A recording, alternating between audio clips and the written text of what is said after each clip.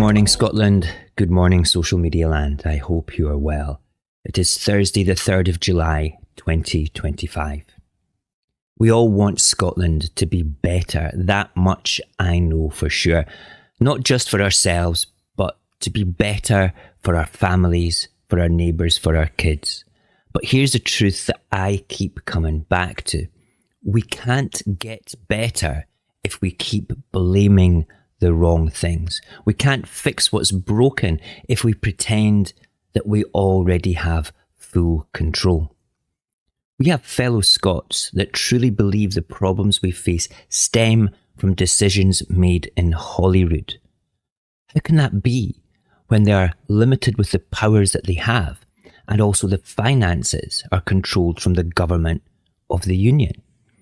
Every day I see a country quietly breaking, and every day I feel deeply a country that is ready to rise. I've spoken to people across our land, and they're not talking about party politics. They're talking about food prices, GP appointments, housing bills. They're talking about their future, their kids' future, and they're asking one question without even saying the words. Why are we still putting up with this? I wrote these words not for ego, not for party, but to point out the obvious to many and to ask those that don't see the obvious to take a moment to critically think beyond tribal lines. This is about what is happening right now in your life and in mine.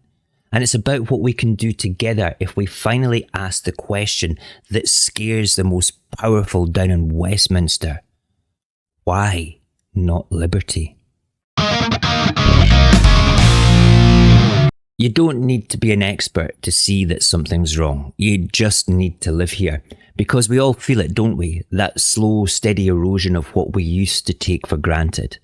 Now you phone your GP and wait weeks for an appointment. You walk through the supermarket and wonder what you're going to have to put back. You open your energy bill and you feel your stomach turn. And when you look to the future, for yourself and for your kids, what do you see? Less than what we had before. And people will tell you it's just the way things are, that every country is suffering, that it's complicated. But it's not, because Scotland is one of the richest countries in the world. We have resources, we have finance, we have talent, all the things that are the building blocks of a strong country. And I look back to the past, at the promises made by the old boots and dusty suits of Westminster, a promise of a better future if we stayed in the Union. So ask, why do we have less? The Scottish Government is blamed constantly for our woes. And yes, they're not perfect, no government is. But people don't realise something perfectly crucial. Holyrood does not control the money. Westminster does. Scotland sends all its taxes to Westminster's, even the ones that we control. And Westminster decides what we get back. All our money, all our resources, all our wealth, controlled by another country. We receive around about half back in the form of what you know as the block grant. A little more is spent on our behalf of what we've sent down, and the rest, who knows what is spent on. Then they like to claim that Scotland has a deficit, a £22 billion black hole. But here's the truth. Holyrood legally is not allowed to run a deficit. So where is this shortfall coming from? It's debt that Scotland didn't choose, spent on things that Scotland didn't decide to spend it on. It's our share of their spending, their loans, that we are burdened with. Meanwhile, the government we elect, the closest one to us, is forced to patch up the holes with both hands tied behind its back. That's not democracy. That's daylight robbery. So let's stop pretending. This just isn't about policies or budgets. The problem is the union that we're trapped in. We vote one way, they ignore it. We say no to austerity, they double down. We say to stay in Europe, they drag us out. Every step Scotland takes to improve itself gets tripped up by a system designed to keep power where it is, Westminster. And all of this is making life worse, not just for people who would vote yes, but for every single person that calls this country home. So I'm going to ask you, is that truly good enough? Is it good enough for you?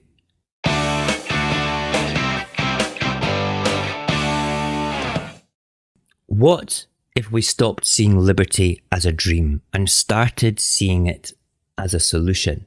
Because liberty, real liberty, unlocks possibility. If Scotland retained all our wealth and was not burdened with the debt of another country, what would that mean?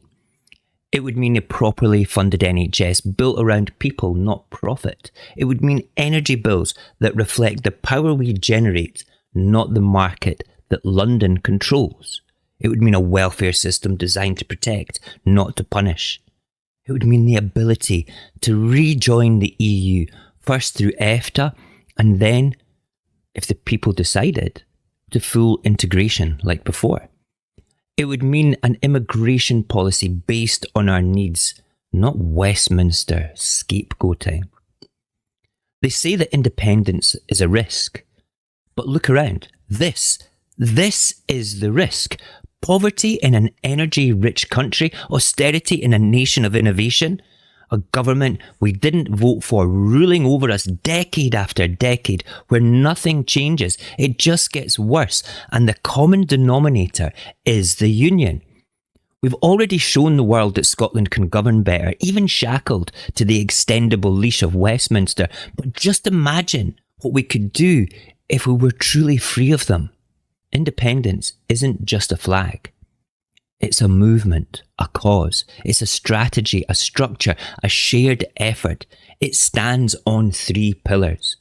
A political one, where the aim is to install a pro-Scottish Holyrood in 2026. Not just a government, but an opposition too. One that serves the country and not just a single party. We also have an international pillar, taking our case to the world. We have Liberation Scotland at the UN. We've got Mike Fenwick's Declaration of a Sovereign Scot, where Scots can sign their claim to nationhood, and that is collated and sent directly to the Secretary General of the UN. And then there's us, the grassroots pillar, all of us, talking to people, listening, educating, showing how the old system fails and what a new one could look like. The people of these pillars don't need to have the same opinions on everything, but they do need to stand together, because that is what truly frightens Westminster the most, a united Scottish people.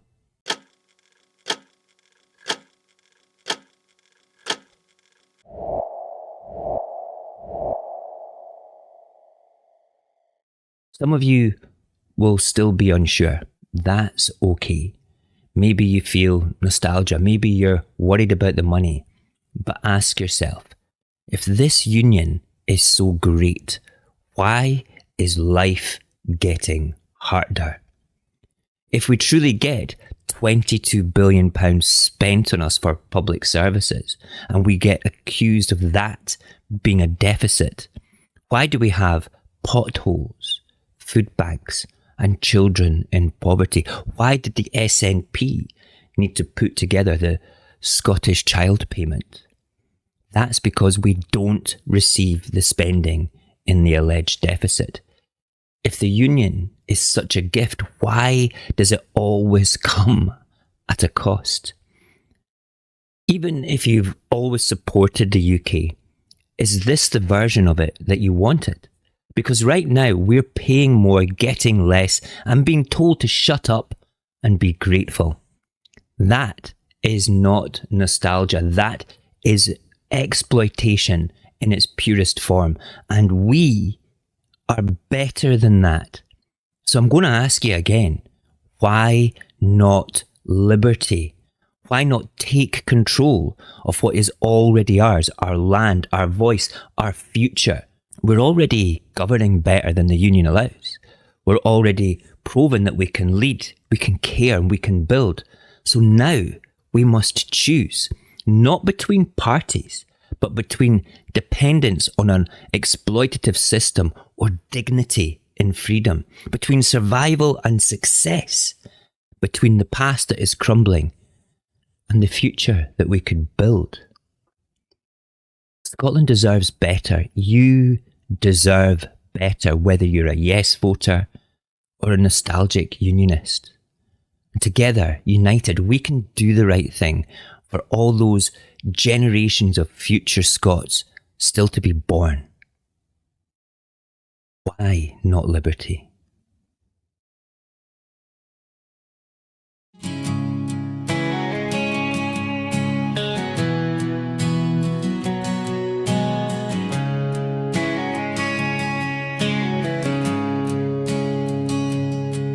We wake in the dark with the weight on our chest, bills piling higher, no time to rest.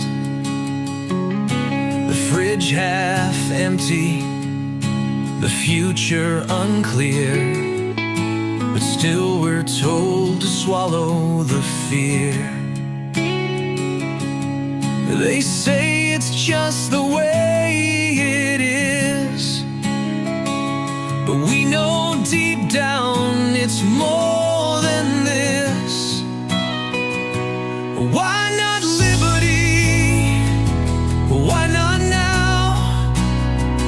We've carried the burden, we know how to build a life on strength and grace, to take back time they tried to erase. We've been surviving, let's start to live. Why not take what we've always had to give?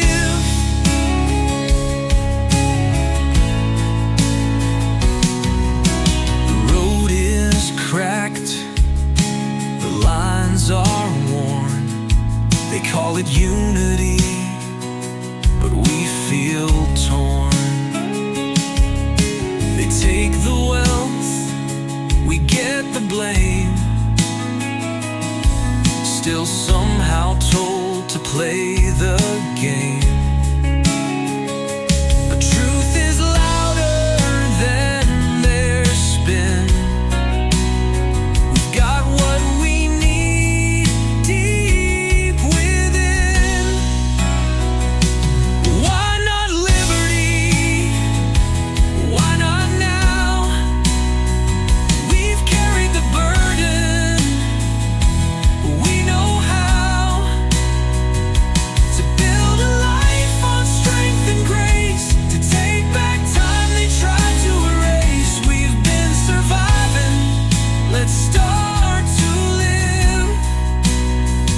Let not take what we've always had to give. This isn't just a dream that we hold, it's a future forged by the brave and the bold. It's not a flag, it's not a chant, it's every voice saying yes we can. Be ruled, denied, or brushed aside, we rise, we build, with truth as our guide. We're not just names on old regret, we're hearts still beating with no debt to a past that kept us small and scared. This land is ours, and we have cared. Why